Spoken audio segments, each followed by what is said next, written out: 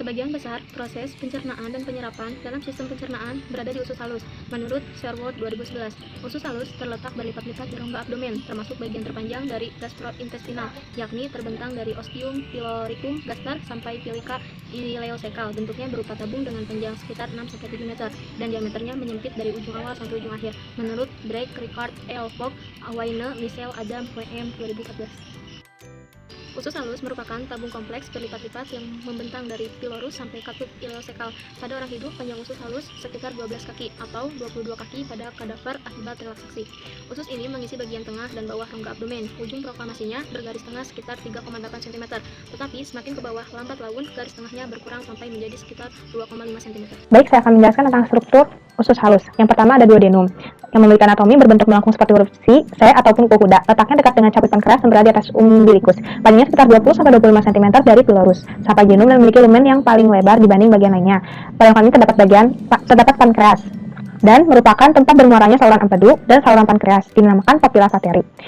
Duodenum mempunyai lapisan mukosa yang banyak mengandung kelenjar Brunner untuk memproduksi getah intestinum. Nah, juga memiliki fungsi sebagai tempat awal terjadinya penyerapan makanan. Selama berada di duodenum, makanan akan diuraikan menjadi zat-zat gizi yang lebih sederhana lagi agar dapat diserap dan diedarkan oleh darah. Yang kedua ada jejunum, terletak 2/5 bagian proksimal, diameternya lebih lebar dan memiliki dinding yang lebih tebal dibanding ileum. Pada bagian dalam mukosanya terdapat banyak lipatan yang menonjol mengelilingi lumen yang disebut plecae circularis. Ciri khasnya terdapat arcade arteriae yang tidak begitu terlihat dan vasa recta yang lebih panjang dibanding milik ileum. Memiliki fungsi utama yaitu menyerap gula, asam amino dan asam lemak. Setelah zat-zat gizi diserap seluruhnya, makanan yang telah dicerna akan bergerak menuju bagian akhir usus halus yaitu ileum. Yang memiliki anatomi terletak 3/5 bagian distal, memiliki dinding yang lebih tipis, plecae circularis yang kurang menonjol dan lebih sedikit. Terdapat banyak arteriae, arcade dan lemak mesenterium. Ileum akan bermuara di usus besar yang merupakan tempat pertemuan cecum dan kolon ascendens. Tempat tersebut dikelilingi dua lipatan yang menonjol ke dalam usus besar yang disebut plica ileocaecale. Yang memiliki fungsi adalah menyerap zat-zat gizi yang belum terserap oleh duodenum atau jejunum. Yang umumnya diserap yaitu vitamin B12 dan garam empedu yang akan dilaur ulang menjadi cairan empedu. Selanjutnya ialah fungsi dari usus halus, di mana fungsi yang pertama yaitu mencampur kimus atau bahan setengah air dengan cairan digestif dan membawanya ke mukosa untuk diserap.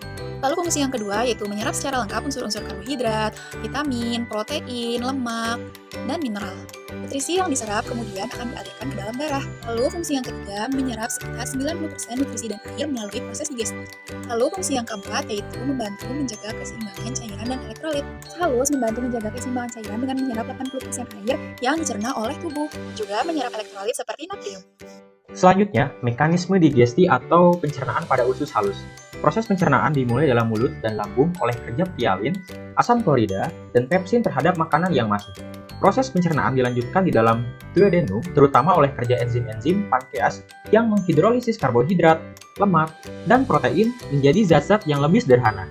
Adanya bikarbonat dalam sekret pankreas membantu menetralkan asam dan memberikan pH optimal untuk kerja enzim-enzim. Sekresi empedu dari hati membantu proses pencernaan dengan mengemulsikan lemak sehingga memberikan permukaan yang lebih luas bagi kerja lipase pankreas. Proses pencernaan disempurnakan oleh sejumlah enzim dalam getah usus. Banyak di antara enzim-enzim ini terdapat pada Bruce border pili dan mencernakan zat-zat makanan sambil diabsorpsi.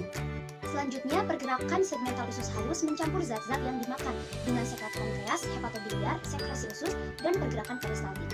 Mendorong isi dari salah satu ujung ke ujung lain dengan kecepatan yang sesuai untuk absorpsi optimal dan supaya kontinu isi lambung. Apa sih absorpsi itu? Absorpsi adalah pemindahan hasil-hasil akhir pencernaan karbohidrat, lemak, dan protein yang di dalamnya itu gula sederhana, asam-asam lemak, dan asam-asam amino melalui dinding usus ke sirkulasi darah dan limfa untuk digunakan oleh sel-sel tubuh. Selain itu, air, elektrolit, dan vitamin juga diabsorpsi. Hormon yang merangsang fungsi pankreas, kantung empedu, hati, dan dinding usus halus dihasilkan oleh tunica mucosa, duodenum, atau usus 12 jari. Usus halus atau usus kecil merupakan tempat penyerapan dari makanan dan tempat pencernaan yang paling panjang. Fungsi utamanya adalah untuk pencernaan dan penyerapan sari-sari makanan. Usus halus ini terdiri atas 3 bagian. Yang pertama adalah duodenum atau usus 12 jari, kemudian ada jejunum dan ileum. Usus halus memiliki panjang 5,5 sampai 8 meter.